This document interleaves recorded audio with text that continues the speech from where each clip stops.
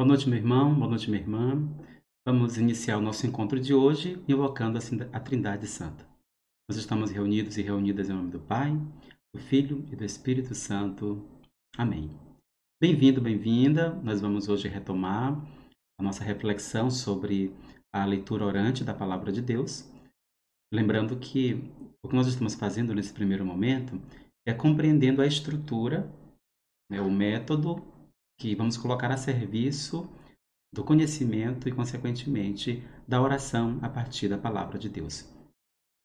Como disse no encontro passado, trata-se de um método que permite unir oração a partir do conhecimento. É uma metodologia em 4 passos, em 4 partes, ou 4 degraus, que nos permitem ir da terra ao céu e voltar do céu à terra com um novo olhar. E para recordar, para que fique bem, né, presente na memória da gente, os 4 passos da leitura orante são a leitura, a meditação, a oração e a contemplação.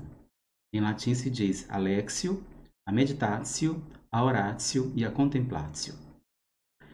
No encontro passado, de modo particular, nós começamos a aprofundar, depois de uma breve explanação sobre os 4 passos, começamos a aprofundar o primeiro, e é talvez o mais exigente, porque é o passo da leitura orante em que a gente deve dedicar a si mesmo ao estudo. Trata-se, né, de compreender, então, de fato, com algumas técnicas, com algumas metodologias e mesmo com subsídios, quer dizer, com algo que nos é oferecido de fora. Que não é possível sozinho, somente com a nossa inteligência, abstrair, né? Então é preciso realmente lançar mão de estudos, de uma reflexão e que já foi feita, né? Reflexões que já foram feitas por estudiosos. E também nós vamos apresentar aqui, na medida do possível, algumas ferramentas importantes para a leitura. E algumas pessoas me mostraram o dever de casa, né, que estavam fazendo, e mais no final do encontro de hoje a gente vai tratar desse dever.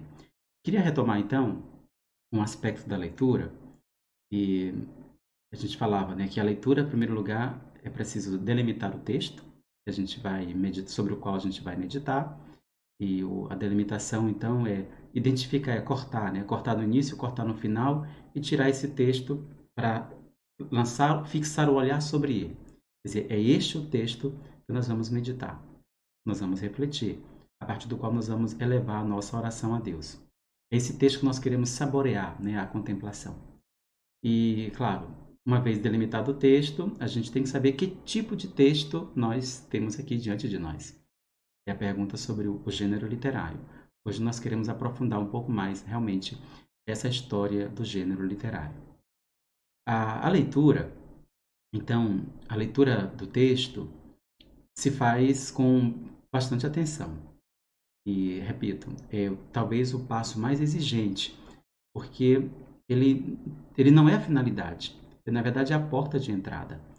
Quer dizer, a nossa oração, a partir da palavra de Deus, ela tem como primeiro passo exatamente fazer a leitura do texto. E essa leitura com um olhar atento, com um olhar exigente, com um olhar do estudo, né, do estudioso. É claro que, em se tratando também da palavra de Deus, não é apenas a nossa inteligência. Jesus, no Evangelho de João, ao se despedir dos seus discípulos, aquele discurso de despedida, né, que contempla ali os capítulos 13, 14, 15, 16, 17 do Evangelho, ele promete que enviará o Espírito Santo, inclusive textos que a gente tem lido na liturgia nesses dias. Ele promete o Espírito Santo que vai depois revelar aos discípulos todas as coisas. Desde o Gênesis até o Apocalipse, os livros ali escritos, né, todos os livros das Sagradas Escrituras, nós acolhemos como livros inspirados, ou seja, é um autor humano que escreveu, mas tem também a presença do Espírito de Deus. Então, toda vez que nós nos colocamos diante da palavra de Deus, é necessário realmente pedir a inspiração do Espírito de Deus para que, além da nossa inteligência, venha em socorro de nossa fragilidade a graça de Deus, que nos ajuda a penetrar com um olhar, né, de fé este texto, a partir do qual nós estamos rezando, nós estamos orando. Pois bem, quero hoje então refletir um pouco mais sobre alguns cuidados que a gente tem que tomar quando a gente faz a leitura. Repito, leitura que é perscrutar, que é fazer perguntas, que é indagar, é aprofundar o sentido do texto. E um cuidado importante que nós devemos ter às vezes, isso virá com a prática, né? Eu diria que a leitura realmente é o passo mais exigente. Posso até usar a palavra mais difícil, porque é o menos comum. Nós não estamos habituados e nem temos as ferramentas adequadas para fazer as perguntas certas. É isso que a gente está fazendo aqui nesse encontro, né? Nesses primeiros encontros introdutórios, e depois a gente vai partir para escolher um texto e fazer mesmo a leitura orante. Essa é a nossa intenção. Mas nesses primeiros encontros, é preciso que a gente converse sobre o que é necessário para fazer uma leitura orante bem feita. E tem um documento da igreja, depois se você, quando passar um pouco mais essa situação, e nós vamos até trazer para a nossa lojinha, a loja Devociones, um livro que se chama A Interpretação da Bíblia na Igreja. Neste livro, um documento, na verdade, da igreja, né? É um livro-documento. Este documento traz várias possibilidades de aproximação do texto bíblico. Quando eu digo possibilidade de aproximação, a palavra técnica mesmo é abordagem. Quer dizer, há muitas maneiras de a gente abordar o texto bíblico. Essa abordagem inclui métodos, inclui também uma perspectiva. Por exemplo, a gente pode se aproximar do texto bíblico com uma perspectiva da psicanálise. Quer dizer, olhar os comportamentos ali, estudar as personalidades ali das pessoas, dos personagens. Se pode aproximar do texto bíblico com uma perspectiva sociológica, a partir das relações sociais. A gente, por exemplo, pode se aproximar do texto bíblico com uma abordagem feminina, quer dizer, o olhar da mulher para a Bíblia, que é também importante. Na maioria dos livros, né, nós temos ali a presença masculina como escritores, mas há também muitos livros que parecem, né, que foram escritos realmente por mulheres, ou pelo menos por homens, mas com uma grande sensibilidade feminina. Então é importante, no mundo, nós temos mais estudiosos, quer dizer, mais mestres em Bíblia do que mestres femininos, né, em Bíblia. Então nós temos mais homens estudiosos do que mulheres estudiosas da Sagrada Escritura. Então, quer dizer que há uma interpretação que é, na sua grande maioria, feita por homens. E é claro que o homem e a mulher têm um modo diferente de ver as coisas. Então é importante também compreender como é que as mulheres interpretam as Sagradas Escrituras. E será importante, né, depois, quando tudo isso passar, que a gente puder fazer de novo nossos encontros presenciais. E aí, como nós temos na nossa igreja a maioria mulheres, né, ouvir, compreender como é que vocês, mulheres, interpretam e leem as Sagradas Escrituras. Isso é muito importante também. E então, estou citando algumas possibilidades da gente se aproximar do texto bíblico. Existem tantas outras, viu? Existe a abordagem da teologia da libertação, existe uma abordagem que é muito espiritualista. Então, todas essas abordagens são válidas. A igreja, de fato, no documento, Interpretação da Bíblia na Igreja, nos apresenta todas elas. Agora, qual delas é a melhor?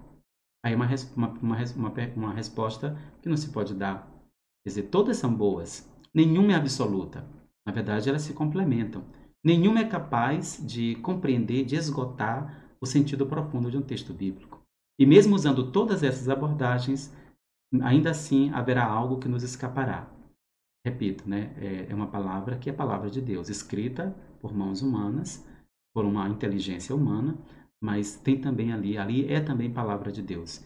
Nesse sentido, há sempre algo que nos supera. Quer dizer, nós somos limitados nesse sentido diante da grandiosidade, da grandeza que é o próprio Deus, e, claro, ele coloca isso também na sua palavra. Então, restará sempre algo que a gente não consegue compreender, algo que nos escapará. E por isso a gente tem a vida inteira, né, para a gente meditar o mesmo texto e haverá sempre um significado novo, até mesmo porque ele se atualiza de acordo com a situação que a gente vive. A gente pode, diante de um mesmo texto, ter vários olhares, de acordo com o momento que a gente vive. E aí, então, vejam como é importante isso, que a realidade que a gente vive, ela é também, eu diria, um fator importantíssimo para a gente compreender o texto bíblico. Não é somente, quer dizer, então vou colocar aqui a minha inteligência e agora, porque sou muito capaz, porque eu estudei, porque eu tenho vários livros, eu vou conseguir compreender todo o sentido do texto. Isso é importante, claro, mas a realidade que a gente vive também é importante. E essa realidade nos faz olhar algo que de repente a gente nunca para o qual a gente nunca tinha despertado. Isso é uma coisa importante, né? Levar sempre em conta a realidade. Aliás, no passo da leitura, eu já estou falando da nossa realidade, né, para a gente se aproximar. Mas no passo da leitura, conhecer a realidade onde o texto foi escrito e para a qual ele serviu é fundamental. A gente falava todas aquelas perguntas, né? Quem escreveu, quando escreveu, por que escreveu, em que contexto escreveu. O Frei Carlos Mestres, que escreveu um livro sobre a leitura orante da Palavra de Deus, que eu uso bastante para, inclusive, dessas explicações, ele fala de a leitura, ela tem 3 níveis. É o nível literário, que se trata de responder aquelas perguntas simples e com as quais vocês estão fazendo o exercício de Lucas 8. Quem escreveu, quando, onde, por quê, para quê? Aí esse é o nível literário, de compreender bem as palavras, né? A gente falava de análise filológica. Qual o sentido dessa palavra naquele texto? Qual a relação das palavras entre si, que é a análise sintática? E então esse é o nível literário, conhecer bem o texto fazendo aquelas perguntas. Agora há um outro nível, que é o nível histórico, e depois eu vou aprofundar isso, sobre os perigos que a gente incorre e que, claro, devemos evitar dentro das abordagens, né? Está tudo interligado, viu o que eu estou dizendo. Então, o nível histórico é saber, bem, onde nasceu esse texto? Em qual povo? Em qual situação? Foi na Galileia? Foi no Reino do Norte, no Antigo Testamento? Foi no palácio? Ou foi no campo? Onde nasceu esse texto? Foi no templo? Foi na casa? Então, são perguntas importantes sobre o contexto histórico. Quer dizer, esse texto bíblico, quer dizer, a palavra de Deus, ela entrou na história. Não é uma palavra de Deus que vem assim do nada, mas é a palavra de Deus encarnada numa realidade. Então, para compreender a palavra de Deus ali, é preciso compreender também a realidade. Como eu estava dizendo, como é preciso partir da nossa realidade para a gente meditar um texto, é preciso também compreender em qual realidade esse texto nasceu, para qual realidade esse texto foi sugerido, de que modo ele iluminou aquela realidade que o fez nascer e para o qual ele foi destinado. Então, o primeiro nível é o nível literário, o segundo é o nível histórico. O terceiro nível é o nível teológico. E aí é o elemento mesmo, diria, divino, né? Bem, naquela realidade, usando aquela forma tal, é o gênero literário, né, uma forma concreta, o que Deus quis dizer para aquele povo? É claro que quem disse foi o autor, mas o autor é inspirado por Deus para comunicar àquele povo, naquela realidade, uma palavra. Então essa é a pergunta que a gente faz. O que Deus quis dizer ali? Aquela perguntinha do o porquê diz e para que diz, né? O para quê. Qual é a mensagem de Deus concreta naquela realidade? Então esses 3 níveis fazem parte da leitura. O nível literário, o nível histórico e o nível teológico. Então, ao fazer a leitura, a gente pode, claro, estava dizendo, ter várias abordagens. Todas são boas, nenhuma delas é completa o suficiente. Então, muitas vezes, a gente pode ter vários olhares para o mesmo texto, várias abordagens. E, normalmente, quando a gente faz as pregações, a gente não vai dizer, estou usando a abordagem tal, estou usando a abordagem feminista. Feminista não, feminina, né? No bom sentido, né? Feminista, sim, no bom sentido, claro. E eu estou usando a linguagem socialista, da sociologia, eu estou usando a abordagem da antropologia. A gente não diz, simplesmente a gente já transmite a mensagem e a abordagem ficou para nós, para o estudo, né? E quando a gente passa a mensagem, a gente já leva tudo isso em consideração. E agora, sempre nesse livro, estou tratando das abordagens para a aproximação das Sagradas Escrituras, fala-se de uma recomendação que a igreja faz. Olha, entre todos os modos de abordar a Sagrada Escritura, só tem um modo que não é recomendado. E aí é muito clara a igreja dizer que é a leitura fundamentalista do texto bíblico. E aí é sobre isso que eu quero aprofundar um pouco mais, né? Porque realmente isso é um perigo.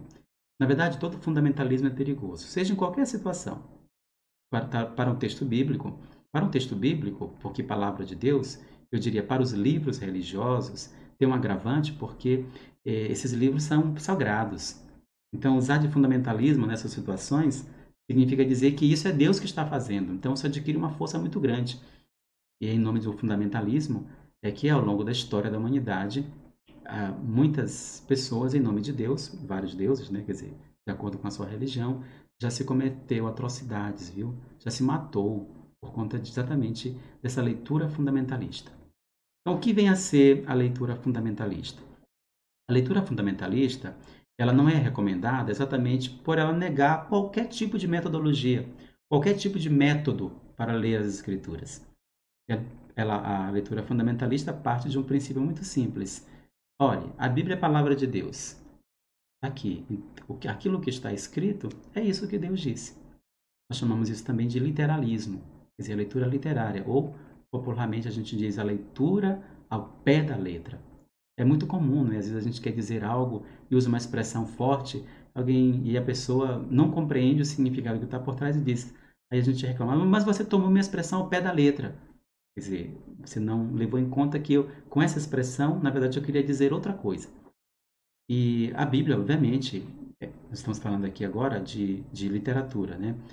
A leitura literal é aquela que não leva em conta que, às vezes, o conteúdo não está exatamente na letra, como está escrito, está por trás dela. E no encontro passado eu falava exatamente a ideia do gênero literário, a ideia de uma mensagem escrita numa carta e transmitida a alguém, colocada no envelope. O que a pessoa recebe, em primeiro lugar, é o envelope e não a mensagem. E para ler a mensagem é preciso rasgar, abrir o envelope. É exatamente nessa linha daquilo que eu estou dizendo. Então, a pergunta é: como é que a gente faz para evitar a leitura ao pé da letra? Como é que a gente faz para evitar a leitura fundamentalista? E é exatamente isso. É preciso levar em conta que as pessoas, todos nós, viu, em todos os tempos, quando a gente se comunica, a gente usa uma forma. Eu estou usando uma forma aqui de me comunicar. Estou aqui com uma câmera que grava e que me filma e transmite para você. Isso é uma forma, é um modo. No tempo da Bíblia não tinha isso, né? Havia outras formas. E então todo mundo que se comunica, obviamente, tem uma intenção, a intenção de levar uma mensagem. E quem se comunica quer que a sua mensagem chegue, cause o efeito que a pessoa deseja. Então, se tratando de Deus, Deus quer causar um efeito, quer dizer, uma reação, interpelar os seus interlocutores, quer dizer, as pessoas a quem ele destina a sua palavra. Eu lembro muito me vem em mente agora, uma palavra de Deus no livro de Oséias, e ele usa uma expressão muito carinhosa, né? Nós celebramos o Dia das Mães no domingo passado, me veio em mente agora. Só que lá ele fala como um pai, né? Diz assim: ó Israel, ó Efraim, como um pai levanta uma criança diante do seu rosto, assim eu te tomei pelas mãos, né? A gente imagina a cena. O pai ou a mãe que levanta uma criança, né, contra o seu rosto, coloca no alto e olha profundamente. Normalmente é um olhar de muito carinho, de muita ternura. Então Deus usa a linguagem familiar, a linguagem do amor, a linguagem apaixonada, mas o contexto não tinha nada de fidelidade, não. É um contexto de muita infidelidade. Então Deus usa essa linguagem familiar do pai e da mãe, uma linguagem de muito carinho, para tentar provocar Israel, para ver se Israel se comove e desiste da sua conduta errada e volta a ele. Então, veja, ele usou uma linguagem da família. É claro, aí se deve compreender a linguagem familiar do modo como ela é. Então, é uma forma literária, é uma forma de falar. Certamente Israel, ao ouvir aquelas palavras pronunciadas por Deus através do profeta, impossível não se comover. Então, o profeta usa uma linguagem capaz de tocar bem na ferida, bem no coração. Em outras palavras, Deus diz: olha, eu te amei tanto, eu te amo tanto, com amor de pai e de mãe, e como tu agiste comigo? Tu me traíste, tu foste atrás de outros deuses. Então, essa linguagem toca profundamente. Isso é uma forma de falar. Voltando, então, à imagem do gênero literário, a forma, estava dizendo que, para evitar a leitura fundamentalista, é preciso levar em conta a forma que o autor bíblico usou para transmitir a sua mensagem. Falando de carta, vejam bem, no gênero literário da carta, é muito comum, quem escreveu carta sabe disso, né? Que a gente tem sempre uma palavra lá em cima, uma frase que deve chamar a atenção. Saudações, dependendo da finalidade da carta. Saudações, felicitações, salve. São Paulo, por exemplo, usava sempre nas suas cartas duas palavras, né? Graça e paz. Podem ver. As cartas de Paulo, né, de São Paulo, aos Coríntios, aos Romanos, aos Gálatas, ela começa sempre graça e paz. E aí vai dizer da parte de Deus, da parte de Jesus Cristo, mas é uma característica de suas cartas, graça e paz. Ele está desejando, ao escrever uma carta, a graça, que é a graça de Cristo, e a paz. Na verdade, ele junta ali dois gêneros. Um que é do mundo grego, que era a palavra Haire, salve, ele transforma em Haris, graça, e Shalom, do mundo hebraico. Né? Paulo é o homem que transita nos dois mundos. Então é que ele tem dois nomes, né? Saulo, que é o nome hebraico, e Paulo, que é o nome grego. Então ele usa exatamente essas duas palavras, né, transformadas em grego. Haris e Shalom ele traduz para grego Eirene. Então aparece ali graça e paz. Mas isso aqui é só curiosidade. Estou dizendo, vai chegar o momento da gente estudar isso. Estava dizendo que na carta, então, a gente começa sempre, normalmente, dependendo da finalidade, com uma saudação. Saudações, sei lá. Ou então a pessoa já queria colocar lá logo no alto a intenção da carta, o tom da carta. Vou usar uma expressão que eu sempre repito. Querida mamãe, estou morrendo de saudade. Pronto, ali como saudação. Então, a mamãe que ia receber a carta já saberia que, bem, eu ia contar da minha vida e da saudade que sinto estando longe dela. Mas vejam bem, essa expressão, querida mamãe, estou morrendo de saudade. Se a gente for ler ao pé da letra, o que está dizendo essa expressão? Mamãe, eu estou morrendo. E o que está me matando? A saudade. Então, alguém que não compreendesse bem a língua portuguesa, e acontece a palavra saudade, por exemplo, ela não tem tradução em nenhuma outra língua, é saudade. Há palavras equivalentes, mas não dá para traduzir. Então, alguém que não compreendesse bem a língua portuguesa, ao interceptar uma carta como essa, de repente poderia mandar um médico na minha casa, porque eu estaria morrendo. A pessoa poderia compreender. Por que ela mandaria um médico ou uma ambulância na minha casa? Porque ela leu literalmente, quer dizer, ao pé da letra. Ela leu que eu estou morrendo e a causa da minha morte é a saudade. E agora, todos nós sabemos que essa expressão estou morrendo de saudade não quer dizer que eu estou morrendo. Ela quer provocar na pessoa que vai receber o tamanho da saudade que eu estou sentindo. Quer dizer, uma saudade tão grande, eu digo, né, isso é poético, uma saudade tão grande que até seria capaz de me matar. Mas concretamente, nós não vamos morrer de saudade. Pode doer bastante, mas morrer de saudade não. Então, nós estamos usando uma expressão para dizer outra coisa. Agora, Padre Flávio, eu não poderia dizer essa expressão de outro modo? Claro, eu poderia dizer assim na carta. Querida mamãe, minha saudade é muito grande. Agora eu pergunto a você, o que tem um efeito maior? Você que é mãe, o que mais provocaria você a expressão estou morrendo de saudade ou a minha saudade é muito grande? O que é mais forte para você? O que a faria compreender melhor a saudade do filho? Estou morrendo de saudade ou a saudade é muito grande? Tem um outro exemplo, e até fiz esse exemplo quando a gente teve nosso segundo encontro presencialmente, e para a gente dizer que está com muita fome. Às vezes, hoje em dia se usa, né? Sobretudo os mais jovens dizem, eu estou com uma broca. O que significa eu estou com uma broca? Você escreve isso, olha, estou brocado. E se a gente for ler isso literalmente, quer dizer que eu tenho uma broca, um buraco na barriga. Mas o que se quer dizer, na verdade, é que a fome é muito grande, tão grande que parece que está faltando algo, tem um vazio tão grande no meu estômago que precisa ser preenchido imediatamente. Daí o significado que eu estou brocado, quer dizer, tem um buraco muito grande. Mas veja que eu estou usando uma expressão que literalmente diz uma coisa, mas ela quer significar outra coisa. Então, o gênero literário é mais ou menos isso. A gente tem que levar em conta que o autor usa uma determinada forma, um determinado modo de falar, mas ele quer dizer, na verdade, outra coisa. Então é preciso compreender. E aí você pode fazer a pergunta: será que não existem na Bíblia expressões parecidas com essas que eu acabei de usar? Estou morrendo de saudade, quer dizer, eu escrevo de um modo, mas eu quero dizer outra coisa? E certamente há, porque isso é muito comum. Quer dizer, os seres humanos, fazemos parte da mesma humanidade, com anos, né? Milhares de anos de diferença dos autores da Bíblia. Mas somos humanos, quer dizer, nós temos um modo próprio de comunicar e em cada tempo a gente tem as formas próprias de se comunicar. Então, certamente, na Bíblia tem também muitas expressões que a gente não pode né? Muitos livros mesmo que a gente não pode ler ao pé da letra. Eu, então, falo de grandes gêneros literários presentes na Bíblia.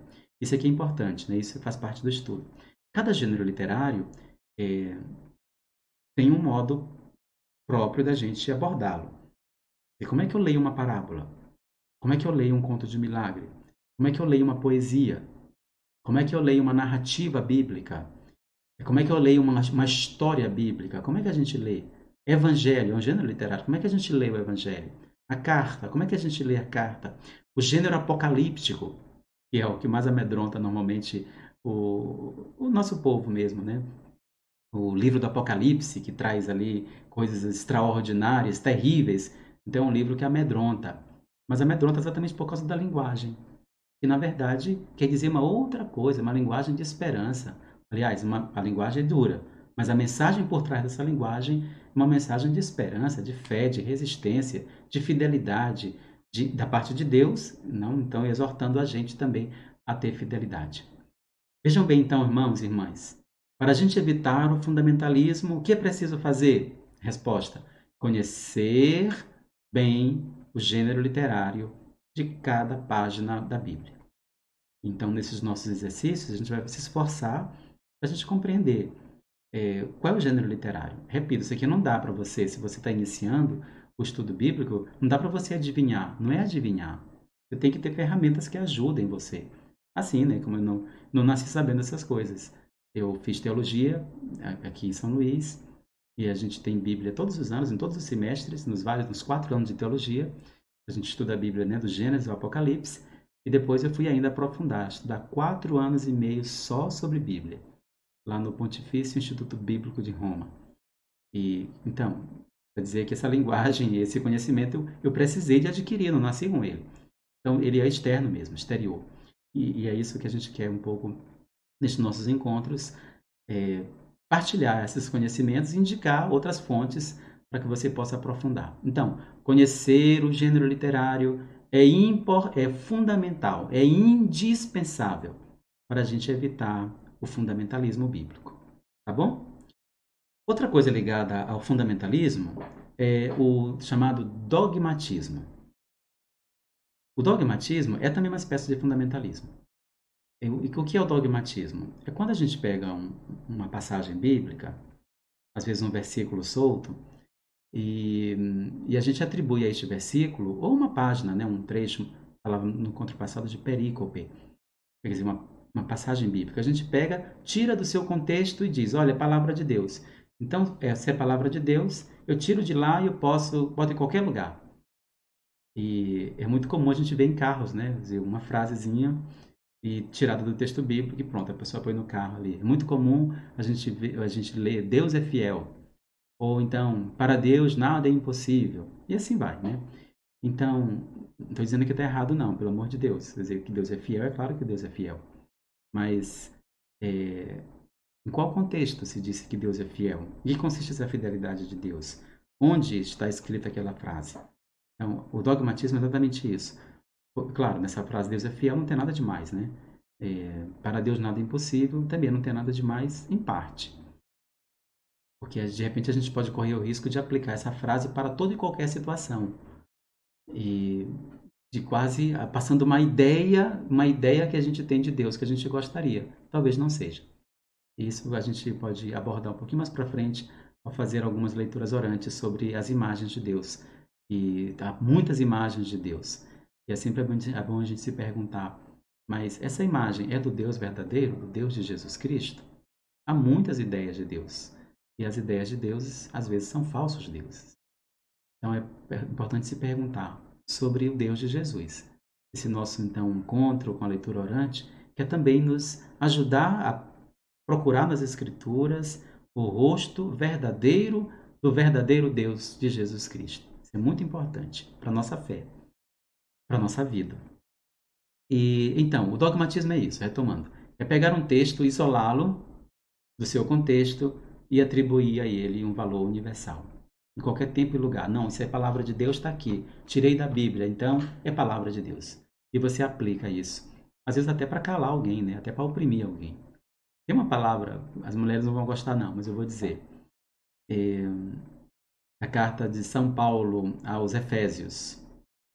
Mulheres, sejam submissas a seus maridos. Pronto, você tira essa palavra do seu contexto e aplica agora aqui. Mulheres, sejam submissas a seus maridos.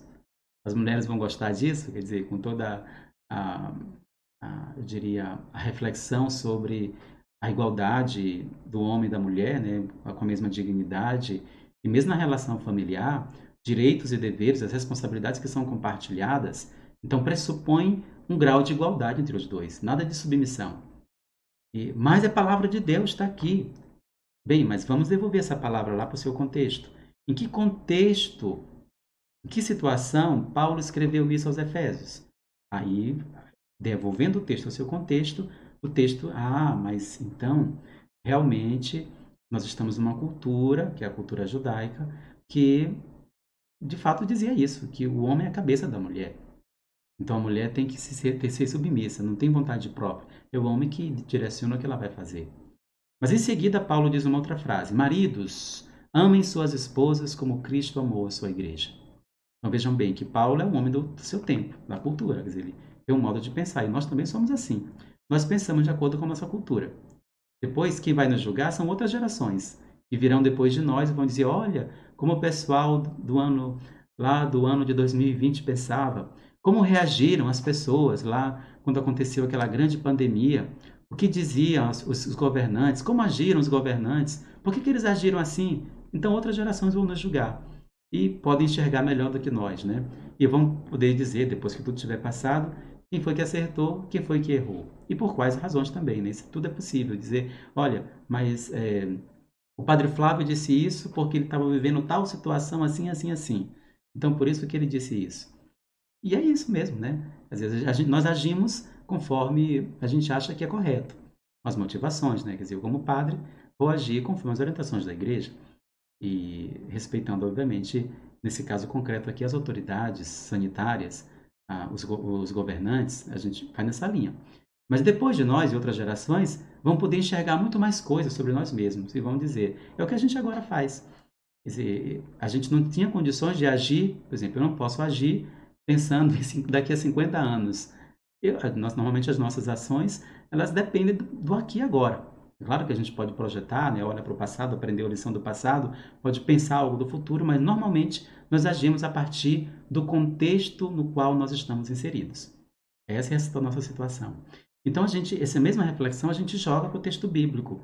Quando a gente, então, lê essa carta de Paulo, a carta aos Efésios, a gente vê que, por um lado, Paulo realmente é fruto da sua cultura, que é uma cultura, vamos dizer, uma cultura que é machista. A gente vê isso dentro da Bíblia mesmo. Tem. Não em Jesus. E é exatamente essa novidade que Paulo traz aqui agora. Marido, amem suas esposas como Cristo amou a sua igreja. Então, Paulo é, por um lado, fruto da sua cultura, e expressa de algum modo um pensamento ali, que é o pensamento da sua cultura, da cultura judaica. Mas ele insere imediatamente o pensamento novo, que é o pensamento de Jesus. Marido, amem suas esposas como Cristo amou a sua igreja. Agora, a pergunta é, como é que Cristo amou a sua igreja? Bem, Cristo amou a sua igreja deixando-a livre.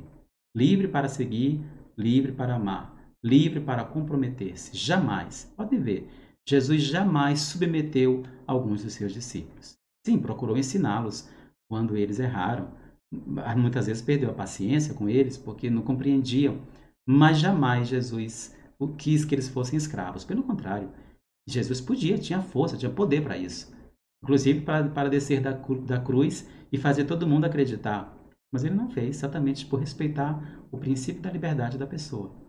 Então, se por um lado, voltando ao texto de Efésios, Paulo é produto, né, o seu pensamento é produto de uma cultura, então maridos, mulheres sejam submissas. Por outro lado, ele convida o marido a libertar-se e a libertar também a sua esposa, a não tê-la como submissa, mas como companheira, como nos diz o livro do Gênesis. Esta sim, carne da minha carne, osso dos meus ossos, é igual, quer dizer, igualdade entre os dois, mas ao mesmo tempo uma relação de complemento, complementariedade.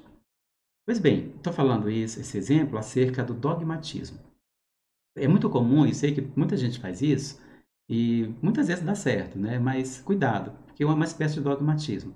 Eu sei que muita gente, de vez em quando, assim, sei lá, numa situação difícil, amanhece o dia, vou ver o que que Deus tem a me dizer hoje. Aí abre a Bíblia em qualquer página, e aí o olhar vai certinho no versículo tal. E aí lê aquele versículo e a pessoa toma para si. Ah, é isso que Deus está me dizendo. Eu sei que pode funcionar muitas vezes, né? E, mas às vezes não, às vezes o texto, o olhar vai em algo e, totalmente diferente. De qualquer modo, o que eu quero dizer com isso é que, para evitar o dogmatismo, quer dizer, Deus fala para nós, inclusive esse é o aspecto o segundo passo da leitura, que é a meditação. Depois que a gente compreendeu o texto, todo no seu contexto, a gente vai fazer a pergunta, e esse texto fala para nós de que modo? Então, todo texto bíblico, importantíssimo isso, todo texto bíblico, lembra do segundo aspecto lá da leitura, que é o aspecto histórico? Todo texto bíblico, ele nasce dentro de um contexto. E o seu sentido, primeiro, está naquele contexto histórico. Você não pode simplesmente tirar um texto de lá e dizer, pronto, Deus falou isso para mim hoje, ou Deus nos está falando isso hoje, sem primeiro compreender o que realmente Deus disse naquela situação concreta. Vejam bem, todo texto, ele nasce dentro de uma realidade. E essa realidade se torna indispensável para compreender a força daquele texto, para compreender o que Deus quis dizer através daquele texto para aquele povo. Lembra da pergunta que eu fiz no encontro passado? Acho que eu fiz. Se eu fiz, eu repito. Se eu não fiz, faço agora. A pergunta: a palavra de Deus foi escrita para nós? Sim ou não? Já respondeu? A resposta é não. E também sim. Mas nessa ordem. A palavra de Deus foi escrita para nós? Não. A palavra de Deus foi escrita para um povo que viveu naquele contexto. Agora, por se tratar da palavra de Deus, por haver realmente, nós fazemos parte, né, desse mesmo tecido humano, somos a mesma humanidade. Então, a palavra de Deus é escrita também para nós, ou seja, a palavra de Deus, ou Deus que falou por meio daquela realidade, por meio daquele texto, por meio de alguém, por meio de um profeta, por meio de Moisés, por meio de Abraão. Então, Deus que falou outrora, isso dirá a carta aos Hebreus, Deus que falou outrora aos nossos pais pelos profetas, nestes tempos, que são os últimos, nos falou por meio do seu Filho. É isso, exatamente isso. Então, mas em primeiro lugar, Isaías não falou para nós. Nem sabia que nós existiríamos ou não. Deus sabia, mas Isaías não. Então, Isaías está pensando no povo do seu tempo. Oséias está pensando no povo do seu tempo. Mateus está pensando no povo do seu tempo.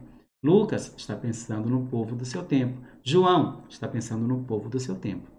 Agora, essa palavra que iluminou aquela realidade, por ser palavra de Deus, é sempre viva. Ela tem uma força de atualização. Então, ela pode também falar para nós. Ela pode também iluminar a nossa realidade aqui e agora. Então, para a gente resumir, a leitura fundamentalista, ela deve ser evitada. Ela não ajuda em nada. Na verdade, repito, todo fundamentalismo é ruim, em qualquer que seja a situação. Então, para evitar o fundamentalismo, é preciso conhecer o gênero literário. Para evitar o dogmatismo, é preciso inserir um texto no seu contexto. Eu faço questão de insistir. Aquilo que nós fazemos hoje aqui na paróquia de Nossa Senhora de Nazaré, do Quatraque, sofre influência daquilo que acontece em toda a arquidiocese. É muito claro, você que já participou das assembleias nossas, quando a gente faz uma assembleia, o que a gente traz para a nossa assembleia? Traz o contexto local. Olha, a nossa realidade aqui do Quatraque. Aí a gente traz orientações que foram discutidas em toda a arquidiocese na Assembleia Diocesana. A Assembleia Diocesana, quer dizer, São Luís, pertence a um conjunto de dioceses. Nós chamamos o Regional Nordeste 5. São 12 dioceses. Então, essas 12 dioceses já se reuniram antes e já traçaram diretrizes também para o Maranhão, que tem uma realidade muito concreta. O Brasil é enorme e cada região tem suas particularidades. Mas quando o regional se reúne, todas as dioceses do Brasil, todos os regionais do Brasil, já se reuniram, os bispos, né, representantes ali dessas dioceses, se reúnem uma vez por ano para a Assembleia da CNBB. Inclusive, a última Assembleia, ela já traçou novos planos, novas diretrizes para os próximos 4 anos. Então, vejam bem, nós vivemos no Brasil, que tem a CNBB, que traça orientações, nós chamamos de diretrizes gerais, para todo o Brasil. Aí cada regional, quer dizer, cada região, pega essas diretrizes e relê a partir da realidade de todo o Maranhão, que já é bastante grande também. Aí São Luís se reúne com essas diretrizes da diocese, perdão, com essas diretrizes da CNBB, com as diretrizes do regional, e agora olhando para o território de São Luís, quer dizer, da Arquidiocese de São Luís, que compreende Rosário, Morros, Icatu, Santo Amaro, Humberto de Campos, Raposa, São José de Ribamar, de Santa Rita para cá, de Santo Amaro para cá, tudo isso é o território da Arquidiocese. Também é grande, é diferente. Então, traça diretrizes para todo esse território. E aí, então, nós chegamos, ainda tem a Forania Nossa Senhora de Nazaré, que são 6 paróquias. Então, a gente, olha, o que é comum entre nós? O que a gente vai fazer junto? E, então, apresenta diretrizes. Aí, finalmente, a gente chega na paróquia, e aí a paróquia, olha, tendo presente as diretrizes da CNBB, as diretrizes do regional, as diretrizes da diocese, aquilo que foi discutido na forania, é aí então que a paróquia vai então traçar um plano de ação aqui, nesse chão concreto. Mas vejam bem o contexto de tudo isso. Então, aquilo que nós fazemos, que refletimos, faz parte de todo esse contexto. Estou falando só do ambiente eclesial, mas quando a gente vai traçar diretrizes, a primeira coisa que a gente faz é um estudo da realidade. Isso, inclusive, é uma metodologia na igreja usada há muito tempo, que é a metodologia do ver, quer dizer, ver a realidade na qual estamos inseridos, julgar esta realidade a partir da palavra de Deus e da palavra da igreja, e esse ver e o julgar, né, conjugados, nos levarão a agir de um determinado modo. Então, esse é o contexto. O contexto que nos cerca e tudo que nós fazemos leva em conta esse contexto. Às vezes, isso é automaticamente. Eu repito, as nossas ações, elas são influenciadas pelo meio em que a gente vive. É claro, o modo como a gente fala, o que a gente fala, tem influência do lugar e da situação que a gente vive. Quantas vezes você ouviu falar nos últimos dias nas missas de pandemia, de coronavírus, de Covid-19? Infelizmente, é isso. Isso que a gente está vivendo. É impossível você não falar disso. Então, de algum modo, as nossas ações todas, né? Todo mundo tem sofrido isso. Todas as nossas ações estão influenciadas por esta situação que está nos impondo um novo modo de viver e de adaptação a esta nova realidade. Estou dizendo isso porque você precisa colocar isso, quando vai estudar a Bíblia, pense que a Bíblia também nasceu dentro de um contexto de situações que, de algum modo, provocaram aquilo que está escrito. Parte do nosso trabalho é compreender exatamente esse contexto. Por isso, a palavra de Deus se compreende dentro de um contexto, dentro de uma realidade, dentro da qual ela nasceu e para a qual ela foi escrita. Então, é isso. Esse é o passo da leitura. Agora, vamos olhar o nosso exercício, nosso dever de casa, pelo menos em parte, que é Lucas 8. Eu pedi para ler dos versículos 1 até o versículo 15. Era o trabalho de delimitação para depois responder aquelas várias perguntas. Então, nós vamos tratar hoje aqui simplesmente a delimitação. E eu queria dizer o seguinte ainda, né, antes da gente concluir, que no próximo encontro, eu vou responder algumas perguntas. Então, se você tiver alguma pergunta para interagir, você mande um e-mail para mim, ou quem tem meu WhatsApp, pode mandar pelo WhatsApp também, né? E meu WhatsApp é público, né? Você já sabe. Mas o e-mail seria melhor, porque fica mais formal, né? Então eu abro lá, vejo os e-mails, aí imprimo, faço uma lista de perguntas. O meu e-mail é flaviocollins@gmail. Flávio, meu nome, né? E meu sobrenome, Collins, com L só, @gmail.com. É só isso. Mas se tem uma pergunta, não importa que seja pergunta, né? Se eu não souber, eu vou dizer para você logo ali, não, no e-mail, olha, essa pergunta eu não sei responder. Mas a ideia é eu trazer as perguntas para cá, na última parte do nosso encontro, uns 15 minutos finais, se forem muitas perguntas. Eu então leio as perguntas e procuro dar as respostas. Uma maneira da gente interagir. De repente você está com dúvida naquilo que a gente está falando, não compreendeu bem e quer uma explicação melhor, então a gente pode fazer. Então vamos lá, delimitação. Vocês lembram que a delimitação, ela partia de algumas mudanças, né? Quer dizer, não sou eu que determino onde é que um texto inicia e onde termina. O próprio texto, quer dizer, o autor, né, com a sua habilidade, já coloca ali indícios, né, sinais que nos fazem concluir onde começa e onde termina aquela seção específica que a gente quer trabalhar. Então, a pergunta era, onde começa e onde termina a parábola do semeador? Dentro dos versículos de 1 a 15 do capítulo 8 de Lucas. Eu vou lendo aqui desde o versículo 1 para ver onde é que começa. Depois a gente lê o restante para ver onde termina. Eu vou ler na tradução da CNBB. Lucas capítulo 8, versículo 1 e seguintes. Depois disso, Jesus percorria cidades e povoados, proclamando e anunciando a boa nova do reino de Deus. Os 12 iam com ele, e também algumas mulheres que tinham sido curadas de espíritos maus e de doenças. Maria, chamada Madalena, de quem saíram 7 demônios. Joana, mulher de Cusa, alto funcionário de Herodes. Susana e muitas outras mulheres que os ajudavam com seus bens. Ajuntou-se uma grande multidão, e de todas as cidades iam até Jesus. Ele então contou uma parábola. O semeador saiu ao semear. Ao semear, uma parte da semente caiu à beira do caminho e foi pisada, e os pássaros do céu a comeram. Outra parte caiu sobre as pedras, brotou, mas secou por falta de umidade. Outra parte caiu entre os espinhos, e crescendo ao mesmo tempo, os espinhos a sufocaram.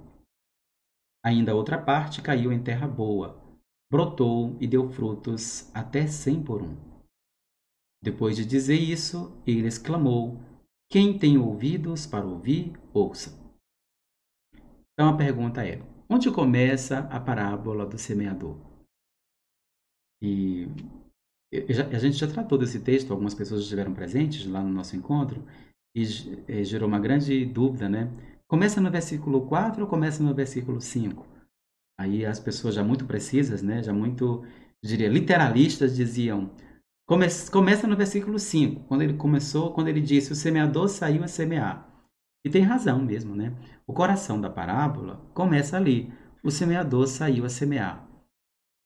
Mas vejam bem, e se a gente começasse o texto aqui, se compreende a parábola, mas não se compreenderia por que Jesus conta a parábola.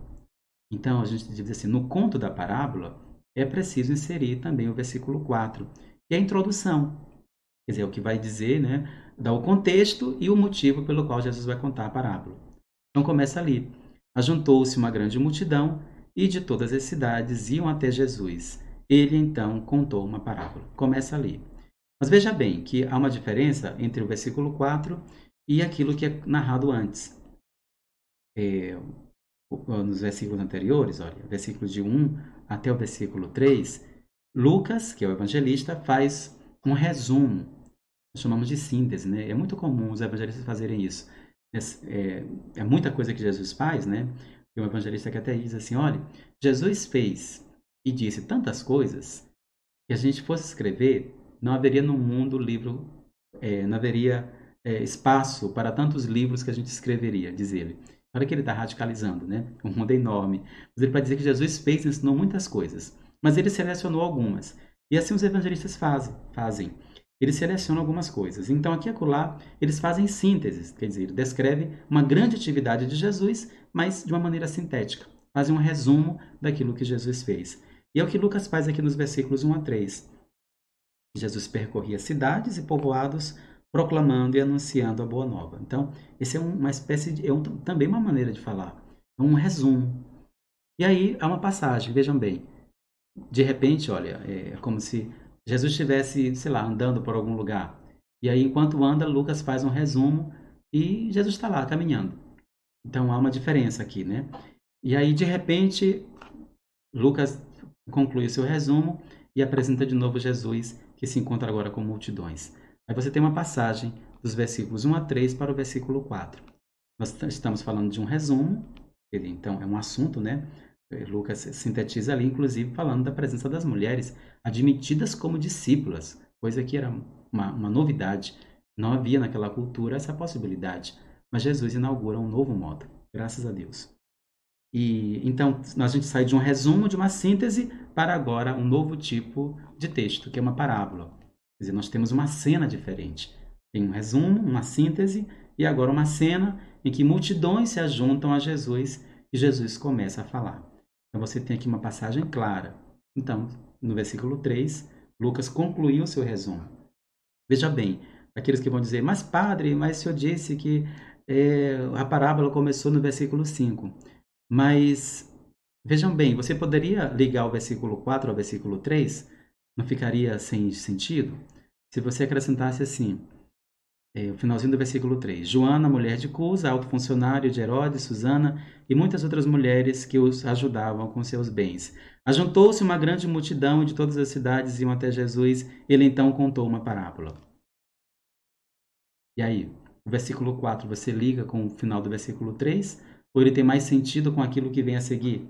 Quer dizer, com aquilo que Jesus vai contar? Então, o versículo 4, na verdade, é outra coisa. Lucas está iniciando uma outra sessão e introduz ali aquilo que virá. Então, o versículo 4 faz parte, sim, da parábola do semeador, porque é esse versículo 4 que vai introduzir os personagens novos e Jesus vem com os discípulos e as mulheres.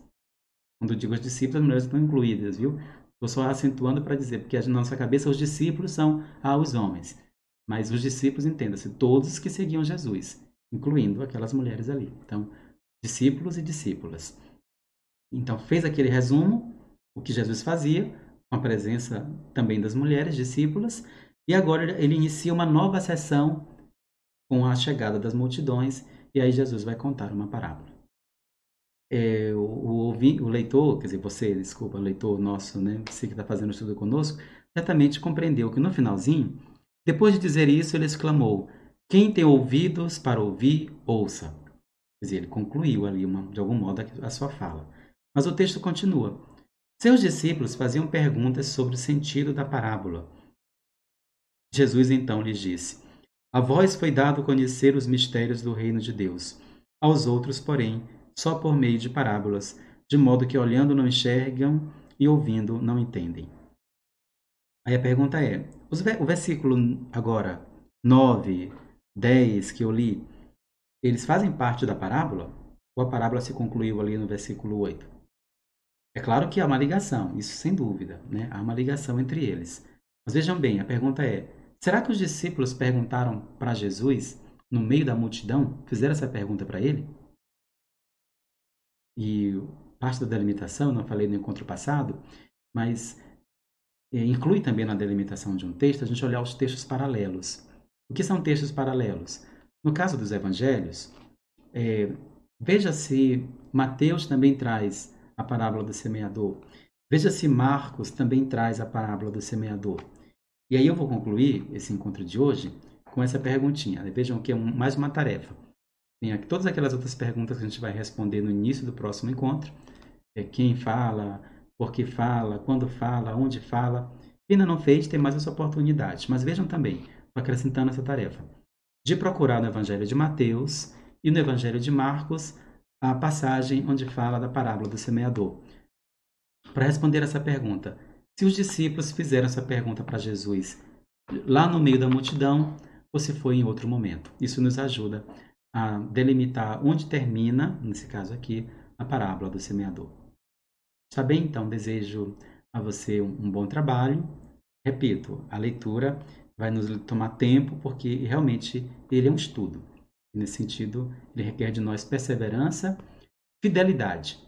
Às vezes, até mesmo ascese, né? Quer dizer, renunciar a algo e vencer, às vezes, a tentação de querer ler de uma maneira muito superficial, de dar logo as respostas.